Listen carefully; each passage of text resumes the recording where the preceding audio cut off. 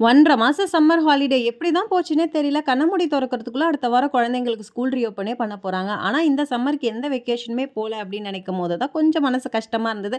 அதனால சடனா பிளான் பண்ணி சட்டுன்னு வந்த இடம் தான் இந்த ப்ளூ லெகான் ரெசார்ட். உள்ள போனதுமே நம்மளுக்கு வெல்கம் ட்ரிங்க் குடுத்துருந்தாங்க. அத குடிச்சுட்டு மத்தியானம் என்ன லஞ்ச் வேணும்னு ப்ரீ ஆர்டர் பண்ணிட்டு நாங்க நடக்க ஆரம்பிச்சுட்டோம். உள்ள போனா அங்க கேம்ஸ் வச்சிருந்தாங்க. இந்த மாரி ஸ்விங்கு, ஊஞ்சல், அட்டுலாம் இருந்தது.